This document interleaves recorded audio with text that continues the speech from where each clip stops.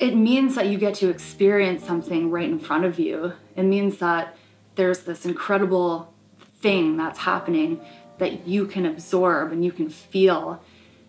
And it's something that can unify people. I haven't seen too many other things in my life that unifies people the way that music does.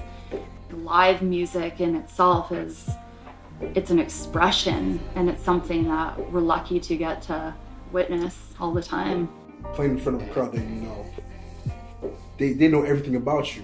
So to impress them, you have to do some things that are like incredible because they know so much about you. And also playing in front of different people, I think it comes with the territory of being a musician, being out there, right? Where it's about meeting people and sharing whatever you have with them.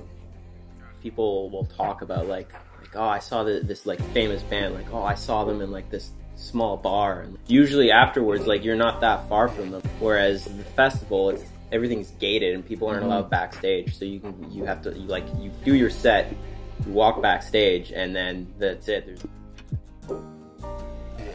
Festivals are great because you could have like thousands of people in a park, but intimate shows are always the ones that people will remember longer because of the intimate interaction that you get with your crowd.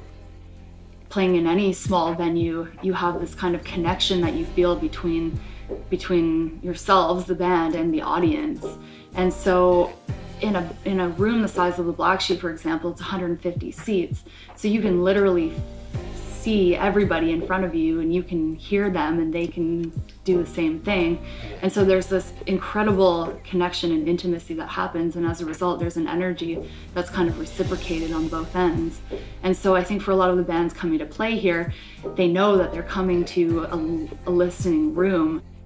We've had some of the best musicians come through here, but it's usually at an earlier stage of their career, so we're seeing them before they prosper and before they move on to do big things. A prime example would be Basha Bulat, who played here almost 10 years ago, and she's steadily grown her career nationally and internationally as well, and she's doing really well.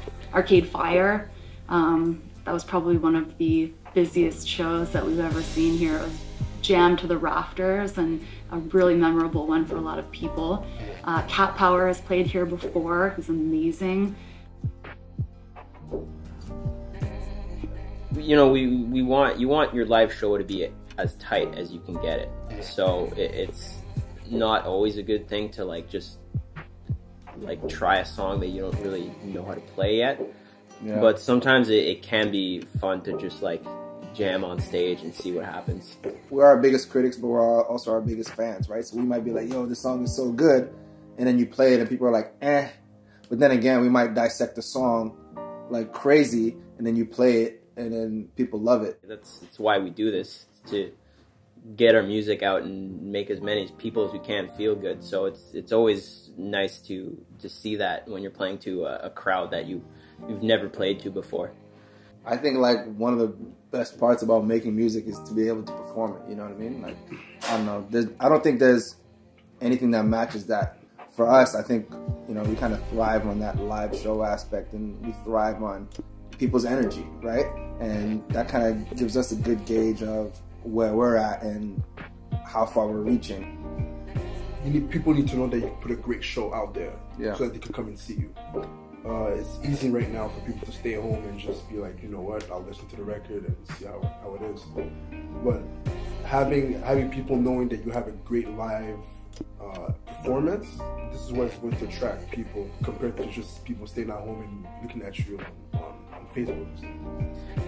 I would love to be the greatest underground band ever. There's something about the underground that like we don't have anymore in music. Underground, this is what, like Nirvana. Yeah. From the underground, they created a new sound. Now people are just following the same trends, right? Yeah. See, you're talking about sound. We're talking about sound. Sound. You know, at times we have people like rush the stage, which is always awesome, and it's never, you know, a scheduled thing. They just kind of do it.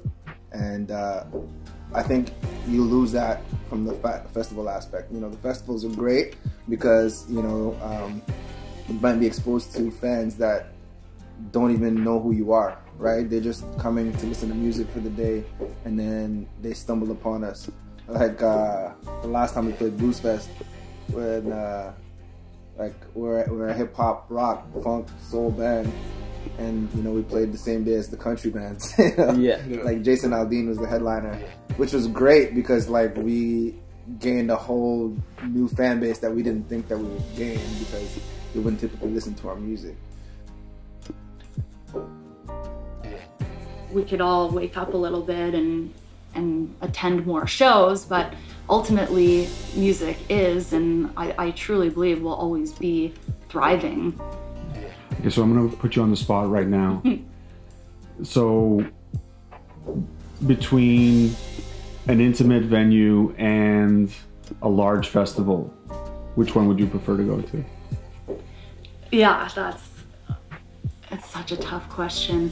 For me, I would say a small venue, because I love the beginning, the middle, and the end. And I love watching a crowd's reaction to the music going on.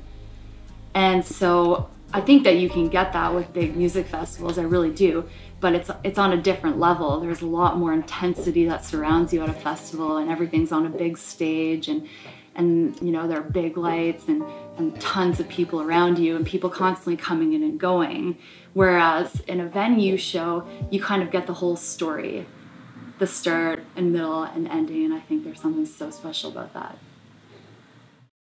We ask you listen, fight more to words we mention. Please pay attention.